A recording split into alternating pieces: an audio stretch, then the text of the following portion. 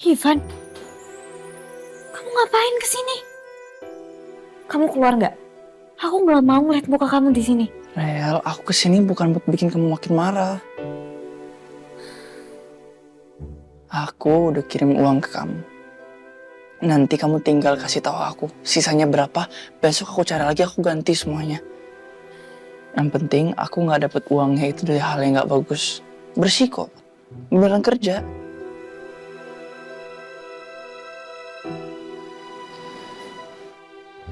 Rel, Aurel,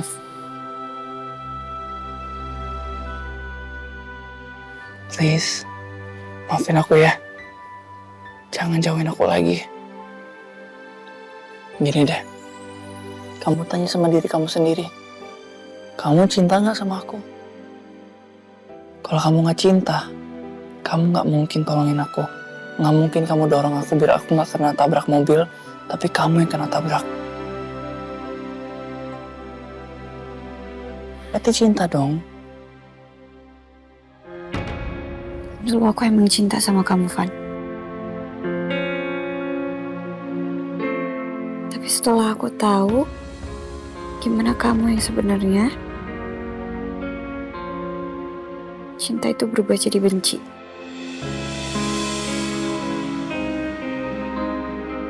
Dan kalau emang yang kamu cari sekarang itu cuma kata maaf, oke, aku maafin kamu kok. Tapi kamu harus ingat, Van. Walaupun aku maafin kamu, aku gak akan pernah lupa. Dan kita gak akan pernah bisa balik lagi kayak dulu.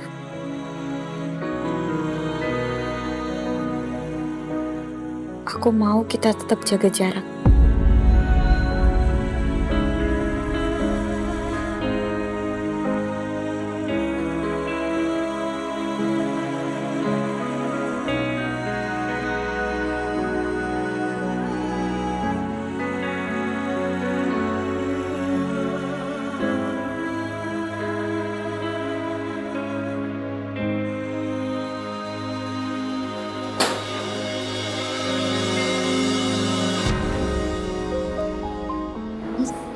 Mbak, ini makan siangnya ya. Ya, aku yang suapin ya. Enggak, aku bisa makan sendiri kok. Please. Makasih. Kali ini aja. Oke?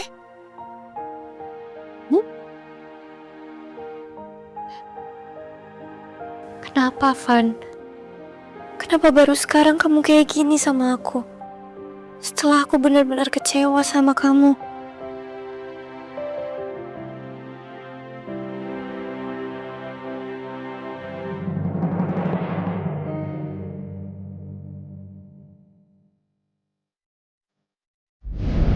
Pak Ditya, ini Pak Ustadz yang waktu itu mendoakan saat pemakaman Widuri.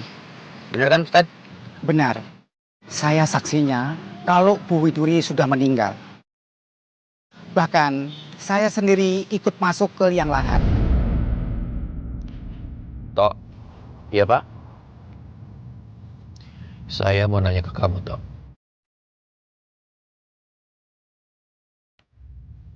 Menurut kamu, orang yang sudah meninggal itu bisa hidup lagi? Bapak pertanyaannya bisa aja. Itu sih mustahil, Pak. Tapi kalau hidupnya di dalam mimpi, itu sih wajar, Pak. Saya beberapa kali pernah loh, Pak, mimpiin almarhumah ibu saya. Mimpi saya itu seolah ibu saya itu ada, Pak, masih hidup, Pak. Ya, kita makan bareng, kerja bareng. Ya, kita bercanda kayak dulu loh, Pak.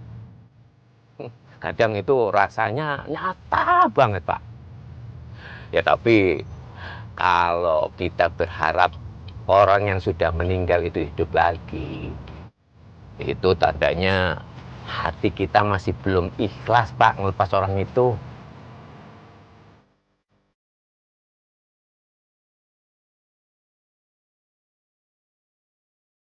Aku memang gak akan pernah ikhlas melepas Widuri. Sudah lebih dari 20 tahun. Tapi rasanya baru kemarin aku berpisah sama dia.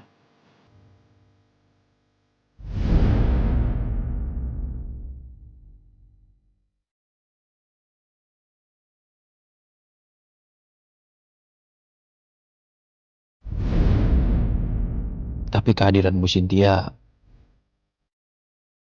kayaknya adalah berkah. Anugerah yang bisa jadi pengobat rindu aku sama Widuri. Bapak, kenapa nanya itu, Pak? Ada masalah ya tadi? Enggak tau. Saya cuma nanya aja. Mendingan kamu ngebut. Kita harus sampai ke tujuan nih. Saya ada meeting sama Bu Cynthia. Siap, Pak.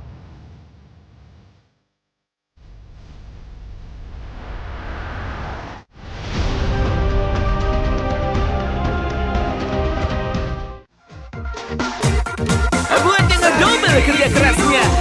Seri misi 2. Double puasnya, double happy-nya.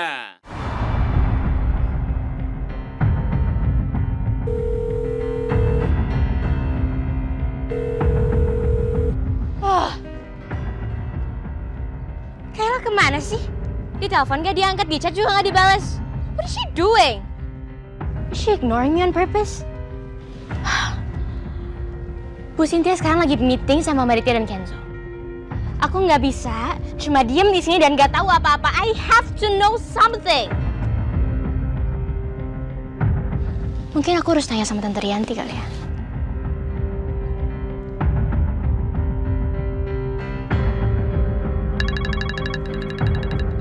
Sandra? Kenapa Sandra? Hai Tante. Hari ini Tante bisa ketemuan nggak di taman yang biasa? Aku mau ngobrol bentar sama Tante. Maaf Sandra, sekarang Tante nggak bisa ketemuan. Tante masih standby bolak-balik ke rumah sakit ngurusin Aura.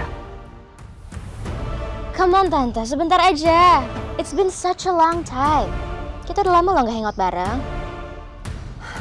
Sandra, kamu itu bangun tidur, kamu bisa buka jendela, menatap langit, dan kamu mikir, hari ini kamu mau ngapain ya?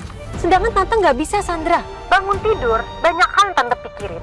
Gimana keadaan Aurel, gimana perusahaan Om Aditya, gimana gaji karyawan perusahaan Om Aditya, gimana gaji ART Tante. Belum lagi Tante mikir gimana cara dapat uang tambahan supaya Tante bisa survive tanpa Om Aditya. Hidup Tante tuh nggak sebebas kamu, Sandra. Oke, chill, calm down, relax. Kan, Tante, gak ada salahnya dong buat istirahat sebentar, right? No, Sandra. Tante nggak bisa relax. Kamu tuh enak, hidup kamu tuh bebas, kamu udah punya semuanya. Dulu Tante juga pernah di posisi kamu. Hidup Tante berasa tenang, sepi, dan bingung mau ngapain. Tapi bedanya, dulu Tante nggak punya apa-apa. Sedangkan kamu kan sekarang punya segalanya. Udahlah Sandra, kalau emang kamu mau ngajak ketemuan Tante nggak bisa sekarang. Karena itu cuma ngabisin energi, waktu, dan tenaga Tante. Sorry ya Sandra. Tante. Oh my god. Padahal we used to be besties. Tante Rianti harusnya jadi bestie aku. Well, you know what? Kalau aku nggak bisa ngajakin Tante Rianti ketemuan di luar, I'm just gonna go to the hospital. Sekalian jengukin Aurel. Sounds like a plan.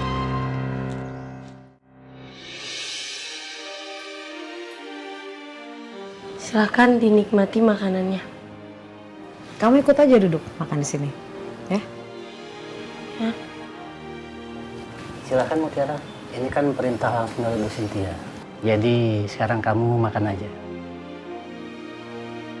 Duduk, Mutiara. Permisi Bu. Iya. Saya permisi dulu Bu.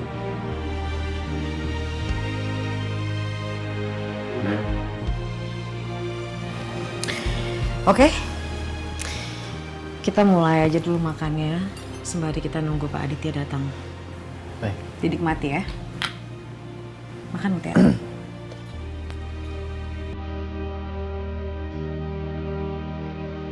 Kamu makan aja. Ini enak loh.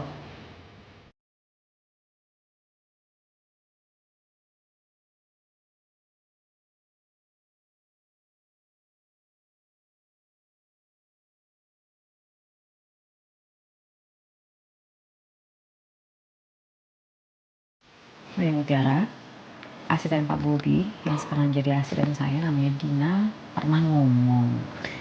Emang benar ya katanya akhirnya almarhum suami saya mau investasi di perusahaannya Pak Aditya karena kamu yang presentasi. Ya? Iya, betul Bu. Saya tahu masalah hal itu. Saya juga, Bu. Saya ingat waktu itu Pak Bobi bilang kalau Mutiara bisa lihat perspektif yang kita orang kantoran kadang suka lupa. Iya Bu, tapi padahal saya nggak presentasi apa-apa. Saya cuma ngejelasin sama apa yang saya lihat di kantor waktu itu. Kamu tuh memang benar-benar lucu ya. Polos sekali loh anak ini. Polos, pintar. Kamu begini terus ya. Stay humble. Pasti kamu nanti jadi orang besar. Terima kasih Bu.